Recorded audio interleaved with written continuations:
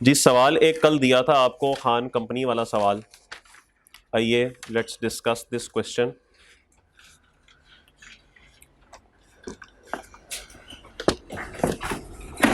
Okay, सवाल पढ़ते हैं। हान company is a small business which has the following budgeted marginal costing profit and loss account for the month ended 30 June 2004। 30 June 2004 के महीने का data आपको दिया गया है।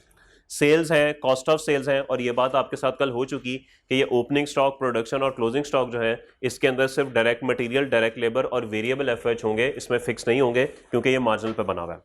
कंट्रीब्यूशन आ गई, other variable cost, selling expenses, ये हमारे पास नॉन प्रोडक्शन कॉस्ट है, ये आ गई। नेट कंट्रीब्यूशन आ गया। फिक्स कॉस्ट के अंदर उसने हमें प्रोडक्शन ओवरहेड्स दिए, ये फैक्ट्री के हैं, एडमिन दिया है और सेलिंग दिया है। और एक बात मैं दोबारा से रिपीट कर दूं कि ये सारे का सारा डाटा मंथली है, क्योंकि ये बात आगे जाके एक जगह पे काम आएगी। आगे चलें। The standard cost per unit is direct material, direct labour, variable cost. Standard cost उसने बता दी, और ये सारी की सारी वो वेरिएबल कॉस्ट है जिसकी बेस पे हमारी ओपनिंग, प्रोडक्शन और क्लोजिंग स्टॉक बनी हुई है।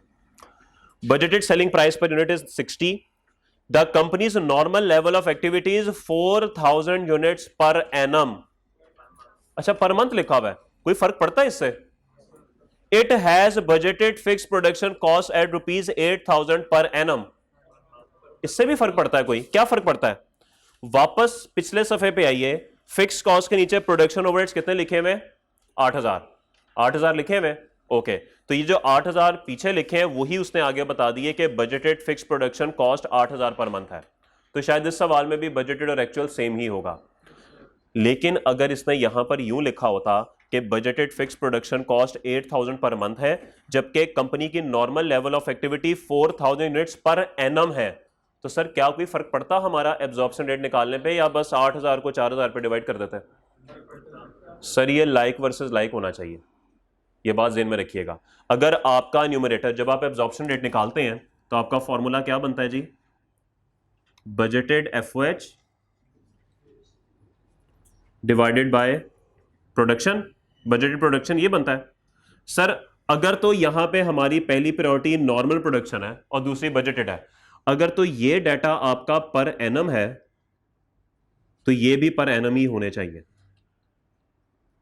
अगर ये पर मंथ है तो फिर ये भी पर मंथ होने चाहिए। तो ये बात याद रखिएगा, ये हमेशा लाइक वर्सेस लाइक कंपैरिजन होके फिर एब्जॉर्प्शन रेट निकलेगा।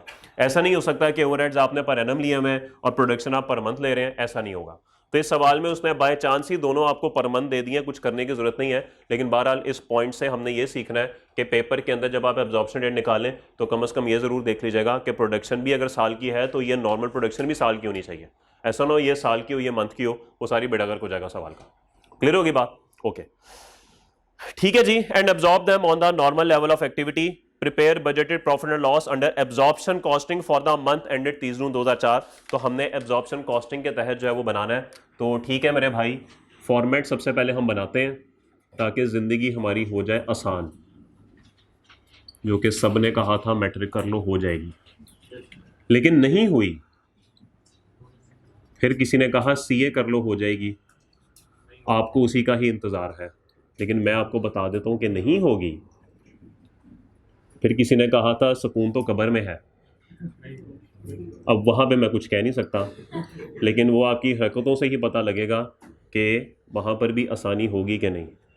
हरकतें अच्छी होंगी तो आसानी हो जाएगी, अदरवाइज फिर आप खुद समझदार हैं, वरना मैनी फरिश्ताज वेटिंग विद 16 अदर्स। ओके जी, लेस क्या करते हैं अभी? क्या क्या लेस होगा मेरे भाई? हेड ऑफिस के अखराजात, हेड ऑफिस के एक्सपेंसेस, जिसमें हमारे पास कौन कौन से आते हैं? वेरिएबल, इसको आप वेरिएबल ऑपरेटिंग में लिख लेते हैं, उससे कोई फर्क नहीं पड़ता, डिस्क्रिप्शन से फर्क नहीं पड़ता, बस ये होने हेड ऑफिस के चाहिए। और हमारे पास आ गया जी net profit.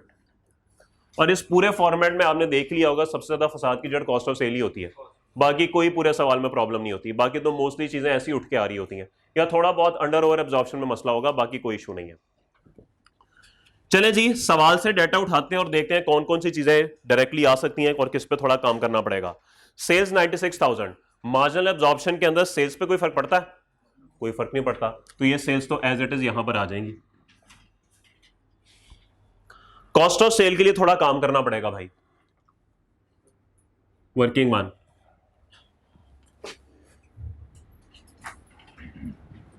Cost of sales, opening stock होगा हमारे पास, फिर हम इसमें ऐड कर देंगे प्रोडक्शन,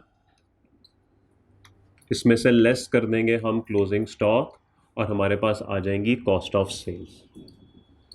अब प्रॉब्लम यह है कि ना तो हमारे पास यूनिट्स हैं और ना ही हमारे पास एब्जॉर्प्शन कॉस्टिंग के तहत वैल्यू है। तो दो काम करने पड़ेंगे। सबसे पहले तो हमें यूनिट्स निकालने पड़ेंगे।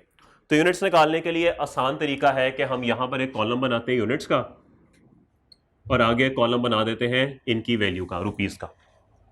सबसे पहले यूनिट्स निकालते हैं जी। बताइए जी, ओपनिंग स्टॉक मेरे पास मौजूद है 6,000 रुपए का, लेकिन एक बात मुझे पता है कि मार्जिनल कॉस्टिंग है, तो इसके अंदर फिक्स कॉस्ट तो कोई नहीं होगी, सारी वेरिएबल होंगी, और उसने मुझे अगले सफे पे सारी वेरिएबल कॉस्ट दी हुई है। तो यहां पर हम variable cost per unit compute करते हैं। पेपर में ये करने की जरूरत नहीं है, आप डायरेक्ट भी कर सकते हैं, लेकिन चूंकि यहां पर आपको समझाना मकसूद है इसलिए मैं बता रहा हूं। डायरेक्ट मटेरियल बताएं जी, कितना है सवाल में पर यूनिट?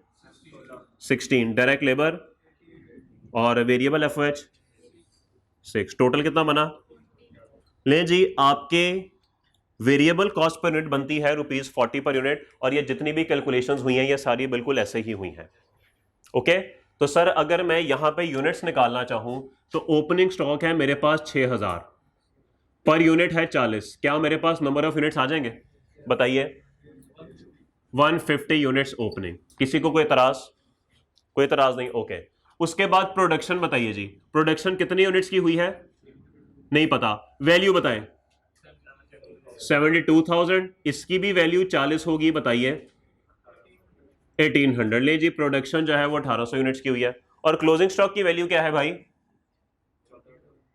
14,000, ये भी 40 पे पड़ा होगा, बताइए। 350 यूनिट्स। तो सर कितने यूनिट सेल हुए होंगे? कितने? 1600। ले जी, इस फॉर्मूले से 1600 यूनिट्स हमारे सेल हुए। अच्छा, एक काम और करके देखते हैं। उसने सवाल के अंदर ना हमें सेलिंग प्राइस भी दी हुई है 60, और साथ उसने हमें सेल्स भी दी हुई है 96,000। एक चेक वहां से भी लगाते हैं। सर टोटल सेल्स 96,000 की और सेलिंग प्राइस है 60, देखें कितने यूनिट्स बनते हैं? कितने? 1600। ये समझ आ गया सबको ये कैसे बना? यार भाई देखें ना, sale price into number of units is equal to total sales होती है ना। क्या ख्याल है? बोले। सेल प्राइस 60 है, नंबर ऑफ यूनिट्स हमें नहीं पता, टोटल सेल्स है 96,000। तो अगर हमने टोटल सेल्स निकालनी, नंबर ऑफ यूनिट्स निकालने हैं, तो डिवाइड बाय 60 करें तो 1600। देखिए हमारा आंसर भी 1600 ही आया। तो आपकी मर्जी है कि आप इस रूट के थ्रू आना चाहते हैं, ये जरा सीधा सीधा रूट है। इधर ये है कि पहले सेल्स के यूनिट्स निकालेंगे 1600, वहां से बैलेंसिंग क्लोजिंग स्टॉक निकालेंगे, उसको वैल्यू देंगे जी, फॉर होते रहेंगे। पर जब आपके पास तीनों वैल्यूज हैं तो सही, बस ठीक है, काम चल गया। ओके होगी बात? ले जी, अब अगला स्टेप है कि हमने इन सब की वैल्यूज एब्जॉर्प्शन के हिसाब से निकालनी है, और एब्जॉर्प्शन में ये 40 तो होगा ही होगा, लेकिन इसके साथ क्या होगा? फिक्स्ड ओवरहेड भी होगा। और फिक्स्ड ओवरहेड कैसे निकलना है? सवाल में उसने मुझे टेबल के बाद एंड पे बताया हुआ है कि कंपनी की नॉर्मल लेवल ऑफ एक्टिविटी है 4000 और प्रोडक्शन ओवरहेड है जी 8000। तो ठीक है जी, मसला हल हो गया। अगर मैं यहां पे फिक्स्ड एफर्ट्स निकालना चाहूं तो क्या budgeted overhead 8000 divided by normal capacity, जो कि मेरी पहली प्रायोरिटी होती है एब्जॉर्प्शन रेट निकालने के लिए, इसमें 2 ऐड कर दूं? तो अगर 2 ऐड करूंगा तो क्या ये 42 पर यूनिट हो जाएगा? और यही तो हम सब चाहते थे। ठीक है जी, ये मैं मिटा देता हूं, इसकी आपको जरूरत नहीं है। ठीक है जी, तो अब ये सारी वर्किंग किस पे हो जाएगी? 42 पे हो जाएगी। तो हम क्या करेंगे? अब इन सबको 42 से मल्टीप्लाई करेंगे, ये भी 42 से हो जाएगा और ये भी 42 से हो जाएगा, और ये सारा कुछ कहां से आ रहा है? वर्किंग 2 से। बताइए जी, 6300, 75,600, सॉरी 14,700, और बताइए कॉस्ट ऑफ सेल 67200, 67,200। 67 होता है, 67 होता है? 67 नहीं होता, पता नहीं क्या होता है, छोड़ें, दफा करें। 67,200 is our cost of sale. बताइए अनएडजस्टेड प्रॉफिट 28,800। ये अनएडजस्टेड क्यों है भाई? क्योंकि ये हमारे पास एस्टिमेटेड है। उसके बाद ओवर एब्जॉर्प्शन, अंडर एब्जॉर्प्शन, ठीक है जी, कोई बात नहीं, वर्किंग 3 बना लेते हैं।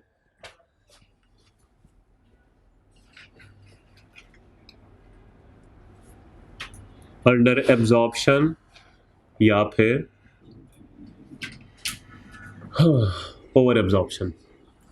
सबसे पहले हमारा फॉर्मेट है जी, टोटल एफओएच एब्जॉर्ब निकालने होते हैं जी। बेसिस क्या है हमारी? Per unit.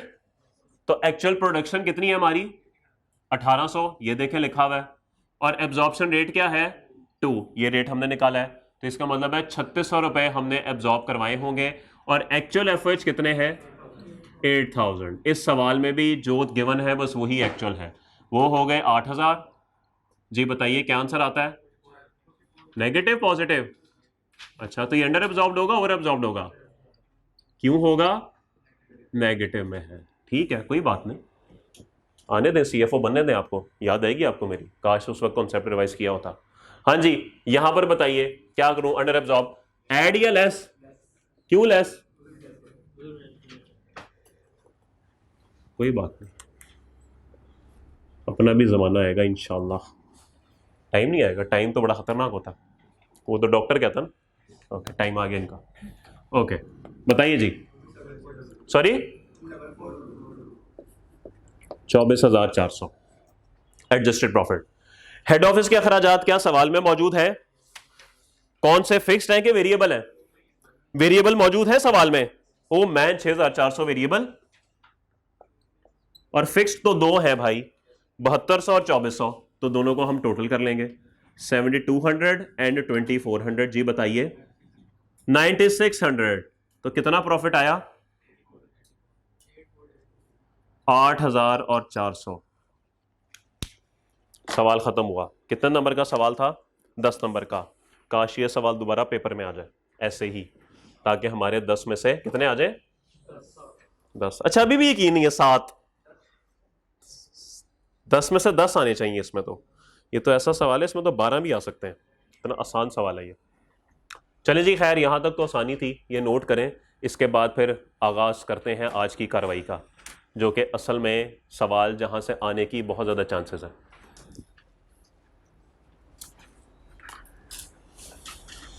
कोई ऐसा शख्स है जो कि टेस्ट दे आया हो? जी, कोई ऐसा शख्स जो टेस्ट दे चुका हो? ओके, पहले सवाल में मैंने थोड़ी सी कोशिश किया, थोड़ी सी, ज्यादा नहीं, थोड़ी सी कोशिश किया कि आपकी ख्वाहिश पूरी कर दी जाए, कि सारे चैप्टर को मिला के एक सवाल बनाया जाए। थोड़ी सी कोशिश किया है, इतना कॉम्प्लिकेटेड नहीं है, आसान सवाल है, लेकिन बहरहाल थोड़ी सी कोशिश की है मैंने, तो हो जाएगा, कोई मसले वाली बात नहीं। बस जरा अपनी आंखें खोली रखिएगा जी। क्या मतलब? नहीं, ये नहीं मुझे पता, याद नहीं है नंबर कितने। बस 1.25 घंटे का पेपर है, ज्यादा नहीं है। अच्छी बात है ना, सारे चैप्टर इकट्ठे होके भी आ जाए, जैसे कभी कभार होता है ना, सब इकट्ठे होके एक बंदे को पढ़ जाते हैं। समझ रहे, समझ रहे जी? वो नहीं, वो है। ओके, ये भाई को बुरा लगता है, ये वो नहीं, वो है। नोट करें और सवाल नंबर 6 पे आ जाइए। पेज 472 पे नजर आएगा आपको। इस सवाल में ना 2-3 लाइनें मिसिंग है, वो मैं आपको फिर बाद में लिखवा देता हूँ, आप लिख लीजिएगा, कुछ डाटा मिसिंग है थोड़ा सा।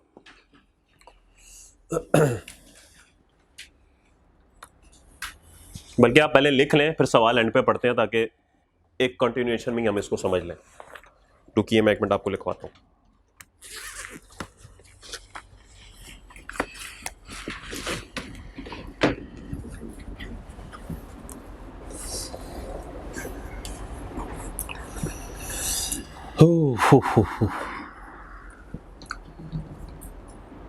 आज इंशाल्लाह चैप्टर फारग है भाई, कल से नया स्टेप शुरू करेंगे, कोशिश करते हैं कल सेकंड हाफ में। सैटरडे है ना कल, अल्लाह की कुदरत है, सैटरडे को कुछ ना कुछ हो जाता है ऐसे, जब आप लोग छुट्टी का सोच के आते हैं। तो जो कल नहीं आएगा वो फिर जहमत ना करे, पीर मंगल बुध में टाइम ज़ाही करेगा अपना जी। हाँ, यूट्यूब पर डाल दीजिएगा कल का लेक्चर।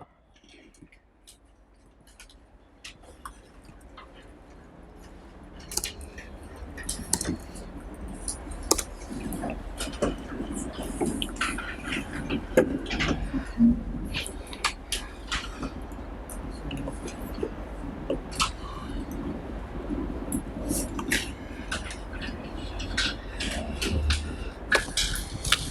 भाई, सवाल नंबर है आपका 6, ATF लिमिटेड।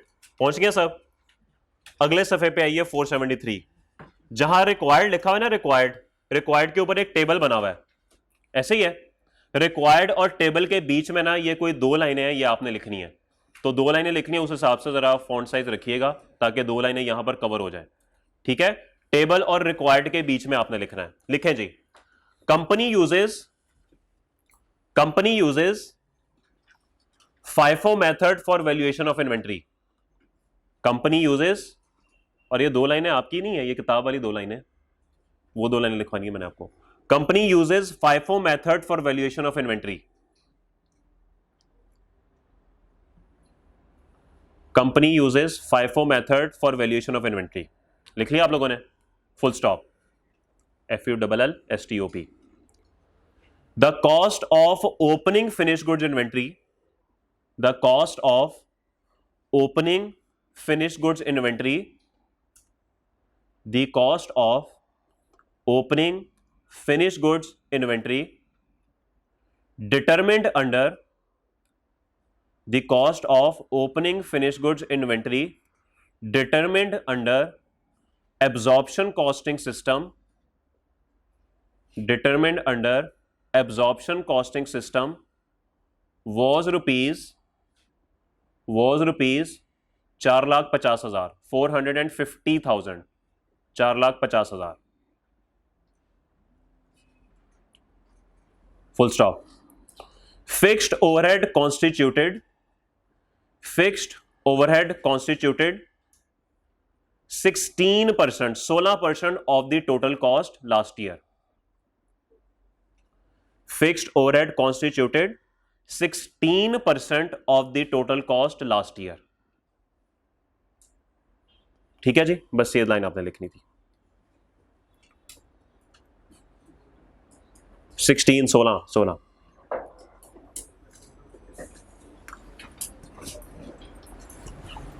ठीक है भाई, चलें जी, अब इस सवाल को पढ़ने की जरूरत करते हैं हम।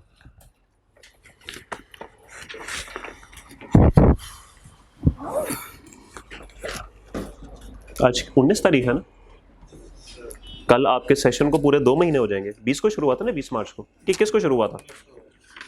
19 को हुआ था, 20 को हुआ था। अच्छा चलें ठीक है, जब भी हुआ था। आइए सवाल पढ़ते हैं। Almost we are half way there. Following information has been extracted from the financial records of ATF limited. Production during the year 35,000, शायद कॉस्ट ऑफ सेल का डाटा दे रहा है आपको। Finish goods at the beginning of the year 3,000 units, और finish goods at the end of the year 1,500 units. ले जी, cost of cell के अंदर यूनिट्स आपको दे दिए, शायद सवाल में रेट का डाटा होगा, वहां से कॉस्ट ऑफ सेल निकाल लेंगे। सेल प्राइस पर यूनिट भी आ गई 200। तो भाई आपके पास प्रोडक्शन ओपनिंग हो, ओपनिंग हो, प्रोडक्शन हो, क्लोजिंग हो, क्या सेल्स के यूनिट से निकल सकते हैं? निकल सकते हैं ना। तो इसका मतलब है कि आपका सेल्स की वैल्यू यहां से निकल आएगी। ऊपर वाले 3 लाइन से आपका सेल का डाटा निकल आएगा, सेल प्राइस पर यूनिट उसने दी हुई है, तो सेल्स वैल्यू आपकी निकल आएगी। Fixed overhead cost for the year 1 million, यह आपको दे रहा है शायद बजटेड ओवरहेड। अब पता नहीं सवाल में एक्चुअल अलग देता है कि इसी को ही मान लेता है, कोई बात नहीं। Admin and selling expenses 2 lakh, ये नॉन प्रोडक्शन आपके फिक्स्ड ओवरहेड्स हैं, यानी हेड ऑफिस के फिक्स्ड एक्सपेंसेस। और annual budgeted capacity of the plant है जी 40,000, शायद इसको यूज करके हम एब्जॉर्प्शन रेट निकालेंगे, तो एफएच का मसला भी हमारा हल हुआ। The actual cost per unit incur during the year was as follows. इस साल जो एक्चुअल कॉस्ट इनकर हुई, उसने आपको मटेरियल, लेबर और वेरिएबल एफएच का भी डाटा दे दिया। तो सर मेरे ख्याल में वेरिएबल कॉस्ट यहां से आ गई, यूनिट्स आपके पास मौजूद हैं, तो मार्जिनल कॉस्टिंग में तो आप कॉस्ट ऑफ सेल बड़े आराम से निकाल लेंगे। क्या ख्याल है? ओके, क्या लिखवाया मैंने आपको? जरा एक भाई पढ़ देते हैं जरा ऊंची आवाज में, प्लीज जरा पढ़ दें। Company uses FIFO method for valuation of inventory. आगे, cost of opening finish goods inventory was rupees 450,000। देखिए, उसने आपको इस सवाल में opening finish good inventory 4.5 lakh रुपए वैल्यू दे दी है, आज से पहले जितने सवाल किए उसमें कहीं उसने बताया था ओपनिंग वैल्यू कितनी है? उसने नहीं बात की थी। जब उसने बात ही नहीं की थी तो हमने देखें इस सवाल में भी देखें ऐसे ही किया, हमने कह दिया भाई जो रेट प्रोडक्शन का है, जो क्लोजिंग का है, वही ओपनिंग का भी होगा। क्या ख्याल है? मानते हैं इस बात को? लेकिन जरा बात को ना टेक्निकली सोचें। ओपनिंग स्टॉक आता है पिछले साल से, ओके, हो सकता है कि अगले साल रेट ही चेंज हो जाए, तो अगले साल अगर रेट चेंज हो जाएंगे तो सर प्रोडक्शन भी तो चेंज होगी, और एब्जॉर्प्शन कॉस्ट में तो ज्यादा इंपैक्ट हो सकता है। उसकी वजह यह है कि पिछले साल से कुछ फिक्स्ड ओवरहेड भी आप अगले साल लेकर आ रहे हैं, और अगर अगले साल आपका एब्जॉर्प्शन रेट ही बदल गया तो फिर आपका प्रोडक्शन और क्लोजिंग स्टॉक भी बदल जाएगा। तो आज तक ये काम हमने इसलिए नहीं किया था कि किसी भी सवाल में हमें उसने ओपनिंग स्टॉक की वैल्यू जल्द से निकाल के नहीं दी थी। ओके, बात बताइए कि 4.5 लाख रुपया उसने आपको बता दिया कि ओपनिंग इन्वेंटरी की कॉस्ट है। यूनिट्स कितने हैं भाई इसके? सवाल में गिवन है? नहीं, ओपनिंग ओपनिंग कितने? 3000। बताइए क्या आंसर आता? ₹150 पर यूनिट। सवाल मेरा आपसे यह है कि यह 4.5 लाख ओपनिंग स्टॉक की वैल्यू है एज पर एब्जॉर्प्शन कॉस्टिंग या मार्जिनल कॉस्टिंग? क्या ये लिखवाया मैंने आपको?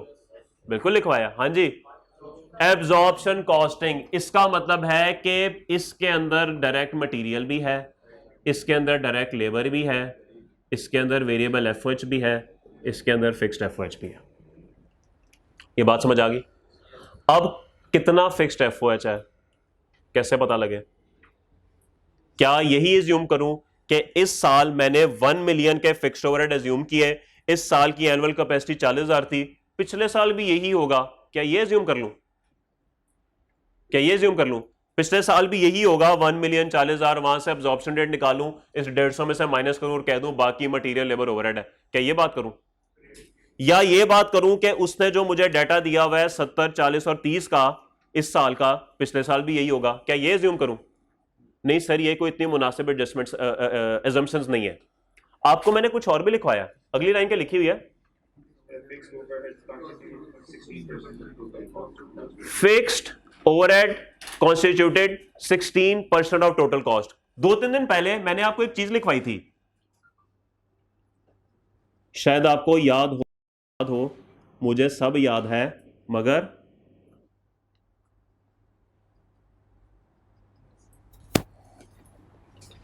इसके टोटल को क्या नाम दिया था मैंने?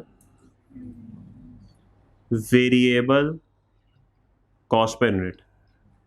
और इस टोटल को क्या नाम दिया था मैंने? Total cost per unit. जो क्या बोल रहा है? Fixed FOH constituted 16% of total cost. मुझे बताइए कि ये 150 वेरिएबल है या टोटल है? टोटल है। उसने खुद कह दिया इसका 16% निकालो, कितना बनता है? कितना बनता है? 24। वो कहता है कि इस 150 के अंदर ना 24 फिक्स्ड कॉस्ट है, तो सर जिंदगी आसान नहीं हो गई? 126 नहीं जी, ये वेरिएबल कॉस्ट है। तो पिछले साल जो ओपनिंग स्टॉक आ रहा है वो वेरिएबल भी मैं मार्जिनल की डिस्कशन कर रहा हूं, उसमें सिर्फ वेरिएबल कॉस्ट है, उसमें 126 वेरिएबल कॉस्ट है पिछले साल। इस साल टोटल करें कितनी है? टेबल में गिवन है आपके पास, 70 जमा 40 जमा 30, 140। रेट चेंज हो गया, पिछले साल वेरिएबल 126 थी, इस साल 140 हो गई। जीने के अंदाज बदल गए, सॉरी सवाल करने के अंदाज बदल गए, बदल जाएंगे अब। ठीक होगी बात? कुछ बात समझ आ रही है? इसी तरीके से एब्जॉर्प्शन भी देख लें, एब्जॉर्प्शन में भी प्रॉब्लम होगी। ठीक है, एब्जॉर्प्शन में प्रॉब्लम इसलिए नहीं होगी कि इस साल वेरिएबल आपके पास है, ऐसे ही है, और रेट भी आप 1 मिलियन डिवाइड बाय 40,000, वहां से एब्जॉर्प्शन रेट निकाल लेंगे। कितना बनता है वैसे? जरा रफ करते हैं, फिर इसको बाद में सॉल्व करते हैं। इस साल का एब्जॉर्प्शन रेट क्या होगा बताइए? कितना बनता है? 25। सवाल में वेरिएबल उसने दिया हुआ है आपको 140, तो सर ये देखें 165 तो आपका इस साल का टोटल कॉस्ट आ रही है, पिछले साल कितनी आ रही थी? 150। ये भी चेंज हो गया, तो एब्जॉर्प्शन में भी चेंज हो गया और मार्जिनल में भी चेंज हो गया। ठीक है, इसीलिए उसने रिक्वायरमेंट में कहा prepare profit statement for the year under absorption and marginal costing system FIFO prepare profit statement for the year under absorption and marginal costing, AVCO, weighted average इसको बोलते हैं। और प्रिपेयर रिकंसिलिएशन, रिकंसिलिएशन तो आपको आती ही है, और वो आप कैसे करेंगे, opening stock as per marginal costing लेके जरा एनालिसिस करेंगे, बड़ा डीप एनालिसिस करेंगे कि कौन सी चीज बढ़ रही है, किसको ऐड लेस होना चाहिए। यूं नहीं करेंगे कि अगर ओपनिंग मार्जिनल कॉस्टिंग लिया तो ऐड ओपनिंग कर दें मार्जिनल का, लेस कर दें क्लोजिंग, ऐसा तो ना करेंगे। नहीं, ऐसा तो नहीं करेंगे, रट्टा तो नहीं लगाएंगे, आप तो बिल्कुल ऐसे बात करेंगे। पढ़े लिखे लोग हैं माशाल्लाह, आपको पता है एक दिन आपने बड़ा आदमी बनना है, तो यू नीड कॉन्सेप्ट्स। अब हम ये मिटा के सवाल को जरा एक ऑर्गेनाइज तरीके से करते हैं।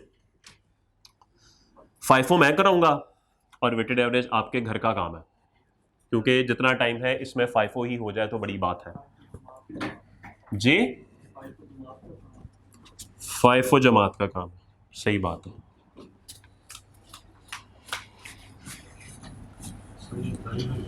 जी घर नहीं रहता, उसका हॉस्टल का काम है। अब ये ना कहीं हॉस्टल ना जाता हूँ, फिर तू कहाँ जाता? नहीं, कोई होगा ना, इस तरह के होते हैं दुर्संदा सितारे, हमेशा उल्टी बात ही करेंगे।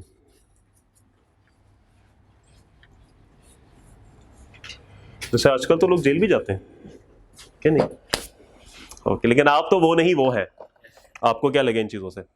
चले जी, सवाल में सबसे पहले फॉर्मेट बना लिया जाए, जो हमारा मेन काम है। मार्जिनल कॉस्टिंग यहां पे करते हैं, पहले मार्जिनल का फॉर्मेट मुझे बना दें, मुझे तो भूल गया सारा कुछ जी। Sales less variable cost of sales, यानी कि फैक्ट्री की कॉस्ट वेरिएबल कॉस्ट नहीं बोलेंगे, ग्रॉस कंट्रीब्यूशन लेस, यानी हेड ऑफिस की variable cost, non production variable cost, और हमारे पास आ गया जी अल्लाह अकबर नेट कंट्रीब्यूशन। अब क्या करेंगे जी, लेस फिक्स्ड कॉस्ट, इसमें आ जाएंगे जी फैक्ट्री की और फैक्ट्री ओवरहेड्स और हेड ऑफिस की कॉस्ट, हेड ऑफिस एक्सपेंसेस, और हम पहुंच जाएंगे जी नेट प्रॉफिट के ऊपर। याद हो चुका फॉर्मेट अब के? अभी जरा थोड़े मसले मसाइल हैं। Absorption costing,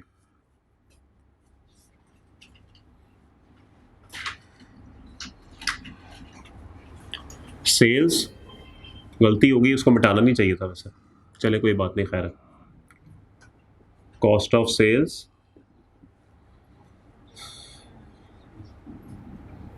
unadjusted gross profit, आप ग्रॉस प्रॉफिट पूरा लिखेंगे, हाँ जी। ओवर एब्जॉर्प्शन बाद में कॉन्सेप्ट से डिसाइड करेंगे ऐड करना है या लेस करना है। Under absorption adjusted gross profit जी। अब हेड ऑफिस के खर्चे, हेड ऑफिस एक्सपेंसेस,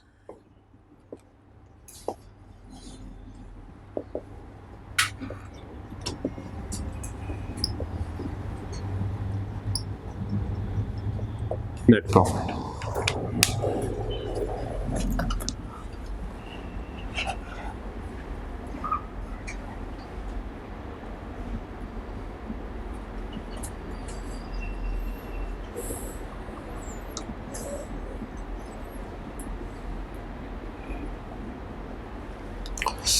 चले जी, मार्जिनल से शुरू करते हैं पहले, ओके।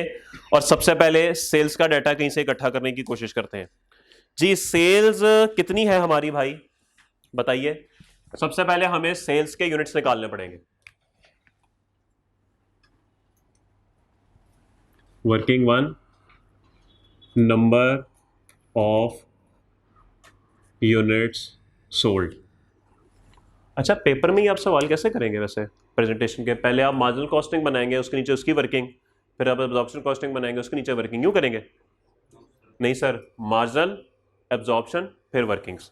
तो 1.5-2 सफ़े छोड़ दीजिएगा, तीसरे सफ़े से वर्किंग बना लीजिएगा, ठीक है? या फॉर्मेट बना लीजिएगा दोनों पहले, जहां पे फॉर्मेट खत्म हो वहां से 4-5-6 लाइनें होना सेफ साइड छोड़ के वर्किंग शुरू कर दीजिएगा। ओके, तो ये दोनों फॉर्मेट्स आपका मेन पार्ट का हिस्सा, ऐसा नहीं है कि पहले ये बना के वर्किंग कर लें, तो वर्किंग आपने बिल्कुल एंड पे करनी है, ये आपने शुरू में दोनों बनाने हैं। इनका ऑर्डर कुछ भी हो सकता है, पहले मार्जिनल कर लें, एब्जॉर्प्शन कर लें, एक ही बात है। ले जी, number of unit sold, opening stock plus production less closing stock, तो आपके पास आ जाएगा जी यूनिट सोल्ड। कितने यूनिट्स हैं जी ओपनिंग स्टॉक के? ये डाटा यूनिट्स में है जी 3000। प्रोडक्शन कितनी हुई है? 35। Closing stock 1500। कितने सेल हुए? 36,500 यूनिट्स जी हमने सेल किया है, तो इस सेल्स 36,500 यूनिट्स की है। ठीक है जी, कोई बात नहीं। 36,500 जो कि आया वर्किंग 1 से। सेलिंग प्राइस क्या है भाई? 200। सेल्स बता दीजिए। 7.3 मिलियन, 73 लाख। अब तो टोयोटा ग्रैंडी भी इससे महंगी हो गई, क्यों दोस्त? ठीक है, इतने पैसे डाल के भी टोयोटा करोला ही लेनी है यार, हद होगी। ठीक है जी, सब अच्छा है यहां तक। नेक्स्ट स्टेप है जी कॉस्ट ऑफ सेल्स। याद रखिएगा हम अभी मार्जिनल कॉस्टिंग कर रहे हैं। कॉस्ट ऑफ सेल्स वर्किंग 2, दोबारा से लिखना पड़ेगा opening stock plus production less closing stock और कॉस्ट ऑफ सेल्स। अब भाईजान जो हमने वर्किंग बनानी थी, वो वर्किंग अब किस तरीके से बनाई जाए? बताइए, किस तरीके से वर्किंग बना सकते हैं? देख ले पहले, बाद में नोट कर लीजिएगा, कोई बात नहीं, इजी हो जाए, टाइम मिल जाएगा आपको। सबसे पहले जी हमारे पास ओपनिंग स्टॉक की कॉस्ट मौजूद है। Opening cost of opening stock under, बल्कि अंडर को छोड़ें, बस कॉस्ट ऑफ ओपनिंग स्टॉक लिखें। सवाल में उसने ओपनिंग स्टॉक की कॉस्ट हमें दी हुई है 4.5 लाख, कैसे ही है? ओके, ओपनिंग स्टॉक के यूनिट्स कितने हैं भाई? 3000 per unit total cost. Total cost से समझ आ गई कि इसके अंदर फिक्स भी है, तो क्या करेंगे भाई आप? 4.5 लाख को डिवाइड कर देंगे 3000 से, बताइए रुपीज 150 पर यूनिट। या आपके पास कॉस्ट ऑफ ओपनिंग स्टॉक आ गई एब्जॉर्प्शन कॉस्टिंग के तहत। किसी को कोई इशू? कोई इशू नहीं, ओके। वर्किंग 4 पे आइए। वर्किंग 4 में हम निकालेंगे जी cost of opening stock marginal costing से।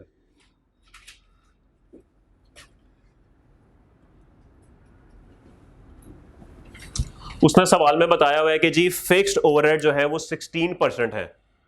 ठीक है जी, तो भाईजान fixed overhead per unit in opening stock, तो भाईजान पर यूनिट की जब बात होगी तो 150 का अगर 16% लगा दूं तो आप लोगों ने बताया था 24 पर यूनिट इसके अंदर क्या है?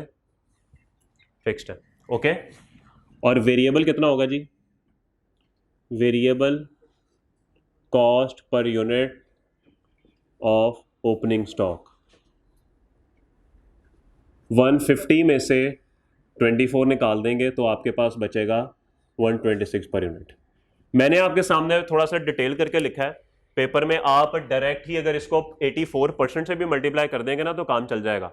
उसको समझ आ जाएगी कि अगर 16% फिक्स्ड है तो बाकी 84% वेरिएबल है, तो आपका ये स्टेप थोड़ा सा बच सकता है। तो वो आपकी मर्जी है, मैं तो यहाँ पर जारी बात है डिटेल से एक एक चीज़ लिखूंगा ताकि आपको बात समझ आ जाए, वरना ये काम एक वर्किंग में भी हो सकता है। ओके, कोई सवाल? ले जी, अब क्या करना है जी?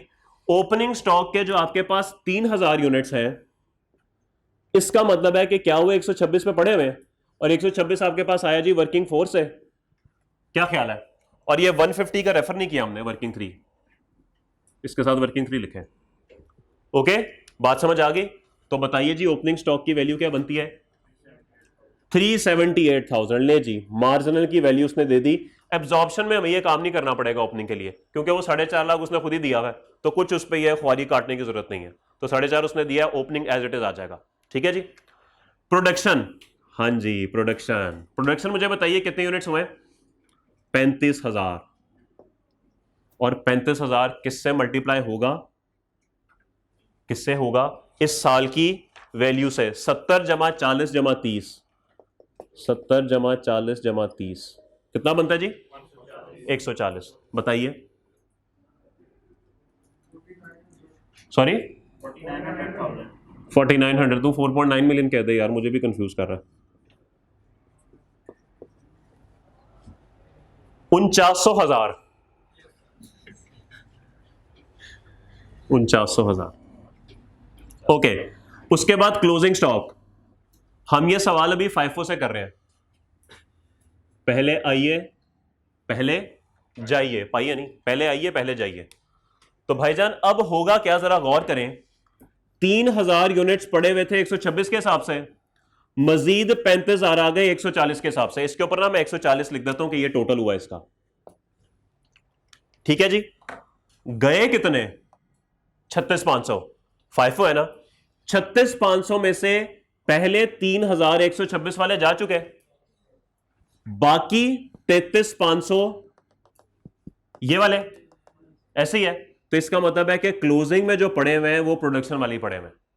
ये बात सबको समझ आ गई?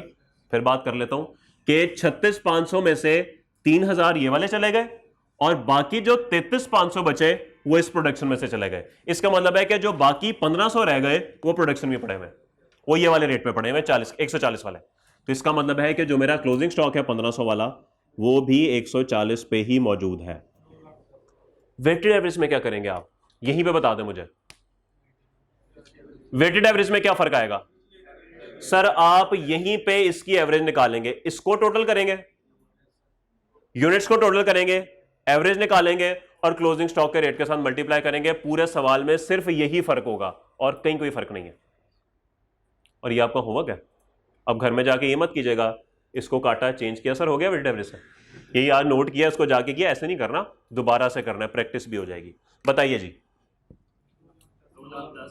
2,10,000। बताइए जी कॉस्ट ऑफ सेल, फसाद की जड़। 50,000।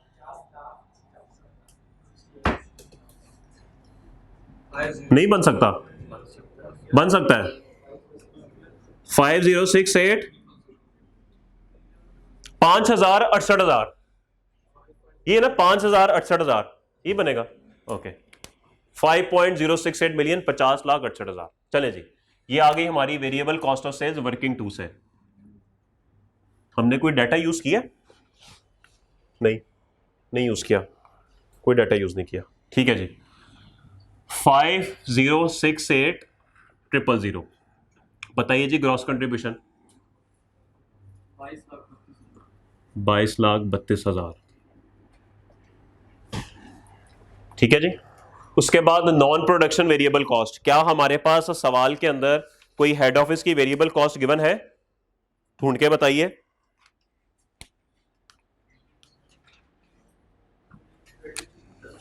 सर वो फिक्स्ड है, तो यही हमारा बन जाएगा नेट कंट्रीब्यूशन। कोई इशू? उसके बाद हम क्या करेंगे जी, fix cost factory overhead 1 million, ये तो गिवन है 1 मिलियन हेड फैक्ट्री की फिक्स कॉस्ट, और हेड ऑफिस की कितनी है भाई? 200,000, 2 लाख। बताइए जी नेट प्रॉफिट 10 लाख और 32,000। लें जी, मार्जिनल कॉस्टिंग के तहत आपका सवाल कंप्लीट हुआ। अब रह गया एब्जॉर्प्शन कॉस्टिंग, ये नोट करें, फिर एब्जॉर्प्शन पे जाते हैं, उसके बाद इसकी रिकंसिलिएशन बनाते हैं और फिर चैप्टर खत्म करते हैं। जी भाई यही था, ये तो मैं बड़े दिनों से कह रहा हूं, कॉस्टिंग में भी बस यही कुछ है, पता नहीं आप क्यों डरते हैं। आसान है ना कॉस्ट अकाउंटिंग जी। जब पीछे रह के गया मेरे दोस्त, आधे लेक्चर तो हो गए। सीवीपी में थोड़ा मसला होगा, मैं पहले बता देता हूं, और वो भी क्यों होगा तब की तब देखेंगे, फिलहाल परेशान ना हो। आपके सामने भी हार्दिक पांड्या बॉलर है, अभी उसको छक्के मारे, छोड़े मिचेल स्टार्क को।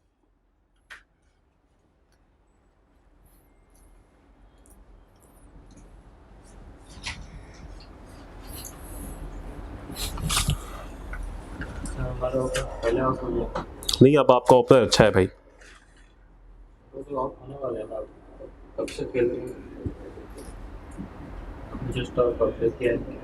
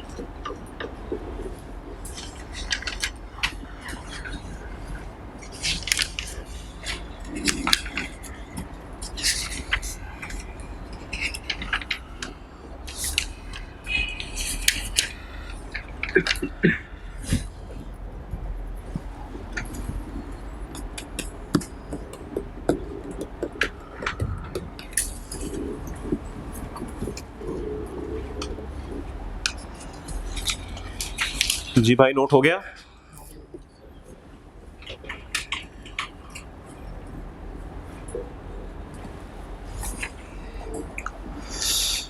अल्लाह अकबर।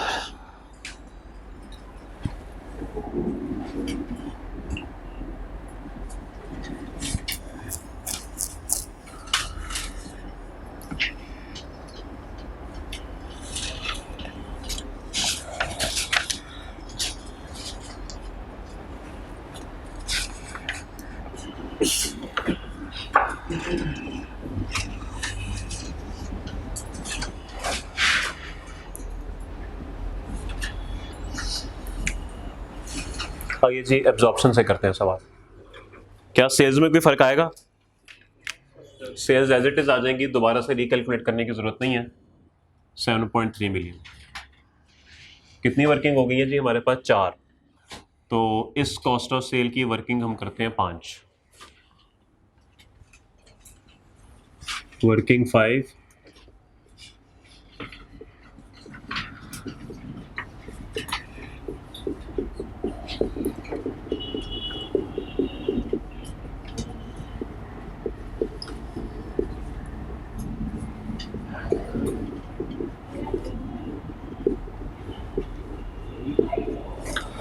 ओके जी। बताइए, अब ओपनिंग स्टॉक की वैल्यू कैलकुलेट करनी पड़ेगी। हमारे पास 150 पर यूनिट है और 3000 यूनिट्स है, तो 3000 इंटू 150 कर लें यूं। वो भाई सवाल में 4.5 लाख गिवन है ना, एज इट इज लिख दें बस। उसने एब्जॉर्प्शन कॉस्टिंग के मुतालिक ये बताया था कि ओपनिंग स्टॉक आपके पास 4.5 लाख का पड़ा हुआ है। हाँ, ये बात अगर अपने समझने के लिए लिखना चाह रहे हैं तो जरूर लिख लें कि 3000 हमारे पास 150 के हिसाब से पड़ा हुआ है। ठीक है, प्रोडक्शन कितनी हुई भाई, प्रोडक्शन कितनी हुई 35,000। हमने कहीं पे भी रेट नहीं निकाला पर यूनिट एब्जॉर्प्शन कॉस्टिंग, इस साल का रेट नहीं निकाला। ओके, तो सबसे पहले हम एक काम करते हैं, बल्कि वहीं पे कर लेते हैं, छोड़े वर्किंग 6 पे आ जाए। Cost per unit under absorption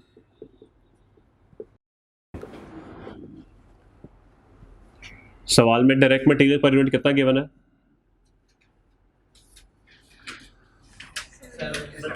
70, direct labour variable FOH 30 और फिक्स्ड एफओएच निकालना पड़ेगा जी। कितने टोटल बजटेड ओवरहेड्स है भाई, 1 मिलियन। कैपेसिटी कितनी है 40,000, बताइए 25, तो टोटल कितना बना जी, ₹165 per unit is the total cost per unit. ठीक है जी, तो अब आप यहां पे मल्टीप्लाई करेंगे 165 से, और 165 आएगा वर्किंग 6 से। तो समझने के लिए 150 लिख सकते हैं, ताकि जब आप क्लोजिंग स्टॉक की वैल्यू निकाल रहे हो तो आपको यहां से पता लग रहा हो कि ओपनिंग 150 पे है तो ये 165 पे। बताइए, बहुत टेक्निकल आदमी है भाई तू। 5.77, उर्दू आसान नहीं होती, 57,75,000। खैर ओ लेवल्स वाले भी बैठे, उनका भी ख्याल रखना पड़ता है। क्लोजिंग स्टॉक, हो मैन, यस ब्रो मैन, बताएं जी क्लोजिंग स्टॉक कितना है, 1500, 1500, फाइफो है जी, फाइफो आ जाइए। 36,500 सेल हुए, 36,500 में से पहले 3,000 ये वाले निकले होंगे और बाकी 33,500 ये वाले निकले होंगे, तो जब 1,500 बचे वो यही वाले बचे होंगे ना, तो 165।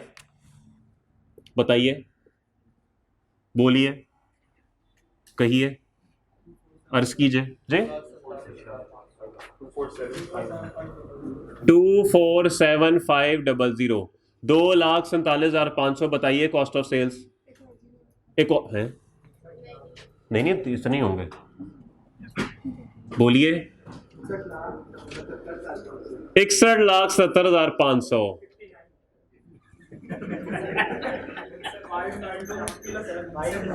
नहीं 61,77,000 नहीं बोला था, 59। ब्रो ही सही था, ठीक है जी। 6159,000। अबे यार खुदा का वास्ता है यार, या तू छोड़ दे उर्दू, तू रहने दे, मुझे एक एक डिजिट लिखवाएं। 5977,500। अब ठीक है जी। कितने नंबर थे भाई के वैसे उर्दू में, एफएससी में पर्चे दिए थे कि कोविड तभी ये हालात है। कितने मैट्रिक में कितने नंबर थे उर्दू में, नहीं याद, भूल गए। 50,000, 100 में से क्या 150 में से 50, 100 में से 50, 75। और सेकंड मैट्रिक में 10th में, ये 9th के बताएं 10th के बताएं, और 10th में कितने थे, नहीं टोटल 150 में से होंगे ना, 75 जमा 75, तो उसमें कितने थे, वो भी कोविड में गया 80, 50 जमा 30। ठीक है जी, चले 5977,500। बताएं अनएडजस्टेड जीपी कितना है,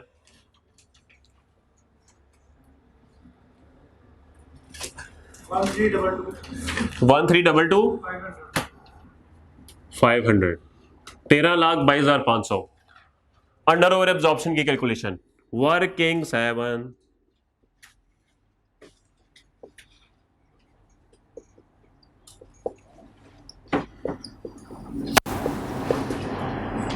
जी बताइए टोटल एफओएच एब्जॉर्ब्ड,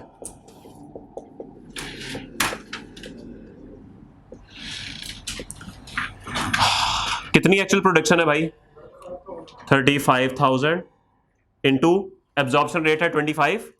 बताइए 8,75,000। एक्चुअल एफओएच सवाल में वही 1 मिलियन है, एक्चुअल अलग से गिवन नहीं है, उसी को एज्यूम कर लें जी 125। और अब आप लोगों ने कहना है नेगेटिव है तो अंडर एब्जॉर्ब्ड है, और नेगेटिव है तो वहां पे भी लेस कर दें। पता है आप लोगों का, यही कहना आप लोगों ने। 1,25,000 लेस एडजस्टेड बताइए। 11,97,500। हेड ऑफिस के वेरिएबल एक्सपेंसेस हैं कोई? नहीं, हेड ऑफिस के वेरिएबल नहीं है। क्या हेड ऑफिस के फिक्स्ड एक्सपेंसेस हैं कोई? कितने हैं? 2 लाख। बताइए जी प्रॉफिट। 9,97,500। मैं तो कहता हूं लगे तो रिकंसिलिएशन भी कर लेते हैं, फिर एक ही दफा नोट कर लीजिएगा जी। शुरू कहां से करेंगे हम? Profit as per marginal costing. हाँ जी, अब जरा सोचने समझने का वक्त आ गया है। ओके ओ सर क्या कर रहे हैं सर, हम जो मर्जी कहते रहे, हमने सुनना ही नहीं, हमने तो यही करना है। जिस प्रॉफिट से शुरू कर रहे हैं उसका ओपनिंग स्टॉक ऐड कर दें, बस एक दफा पता लग गया फिर तो मसला ही कोई नहीं। अंडर मार्जिनल कॉस्टिंग अगर ओपनिंग ऐड हो रहा है तो फिर क्लोजिंग लेस ही होगा, और अगर इसका ओपनिंग ऐड हो रहा है तो दूसरे वाले को ओपनिंग लेस होगा।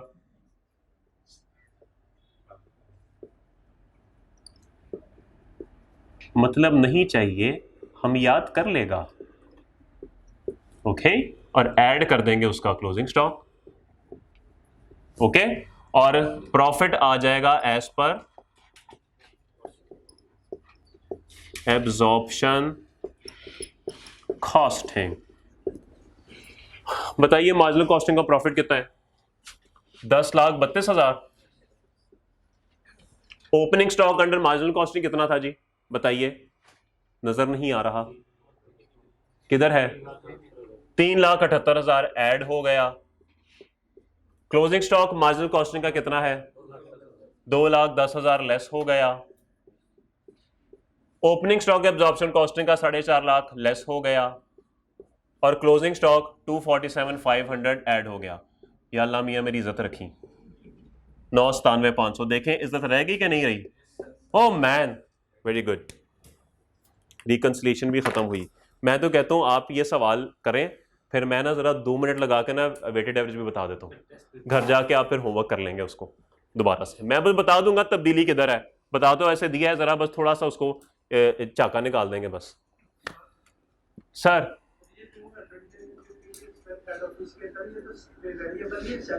कहाँ लिखा हुआ है? नहीं सर फिक्स है। अगर वो सेलिंग बता देता ना कि जी ये कमीशन है या सेल्स के साथ रिलेटेड है, तब मैं आपकी बात मान लेता। उसने कहाँ लिखा हुआ है? जैसे कल वाला सवाल किया था ना, 20% ऑफ सेल्स उसने बता दिया था, तो वेरिएबल है। यहां पे तो उसने कुछ भी नहीं बताया।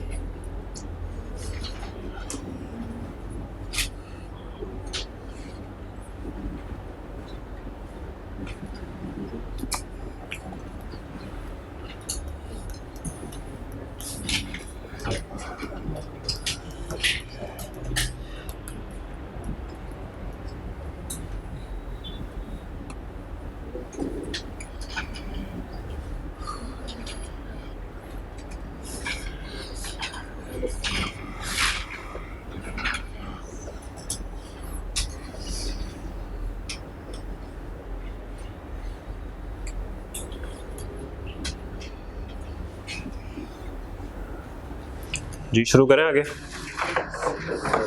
ओके, अब जरा देखिए वेटेड एवरेज में क्या होगा, प्लीज देख लें 2 मिनट।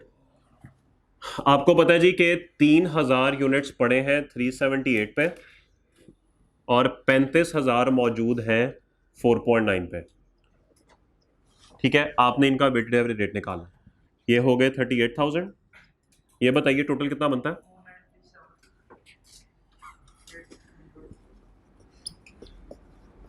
मेरे हिसाब से तो ये बनता है 5 to 7 8 000 यही बनता है।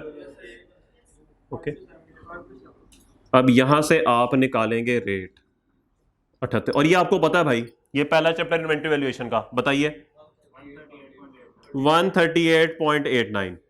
अब जो आपका क्लोजिंग स्टॉक होगा वो 138.89 पे वैल्यू करेगा, और ये वैल्यू क्या चेंज हो जाएगी बताएं? 20 सॉरी, और ये भी चेंज हो जाएगा, बताइए?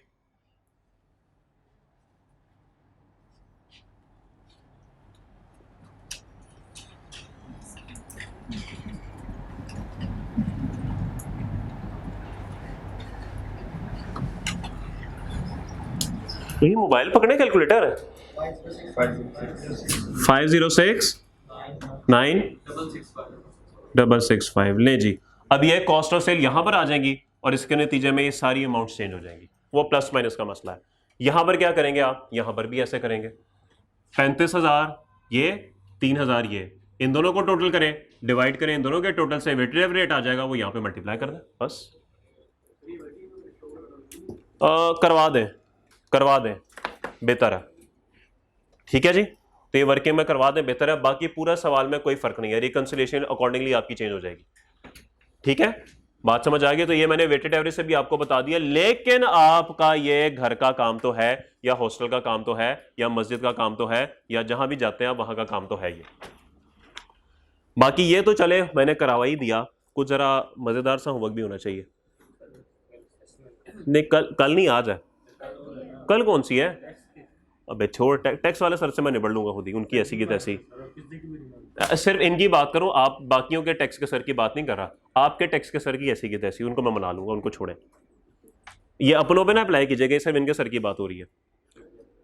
Question number 3, XY limited. Ambulance है यार, एम्बुलेंस है, प्लीज एम्बुलेंस है। XY लिमिटेड, क्वेश्चन नंबर 3 ये आप कराइएगा यार, चौथा भी कर लेना यार, आसान सा सवाल है। चलें, कल सैटरडे है, फिर संडे छुट्टी है, चलें कोई बात नहीं, क्वेश्चन 3 करके आइएगा। बाकी फिर इंशाल्लाह कल मैं आपको ना इसके 2 सवाल कोशिश करूंगा करवा दूं, मंडे से फिर इंशाल्लाह नया चैप्टर शुरू करेंगे। ठीक है, टारगेट कॉस्टिंग, वो भी इंशाल्लाह 2 से 3 दिन में खत्म हो जाएगा, छोटा चैप्टर है। उसके बाद चैप्टर होगा जॉब बैच सर्विस कॉस्टिंग, वो भी 3 दिन में खत्म हो जाएगा। अगले हफ्ते इंशाल्लाह हमारे 2 चैप्टर खत्म हो जाएंगे। ठीक है, मुलाकात होती है कल, अल्लाह हाफिज। टेस्ट दे के जाइएगा।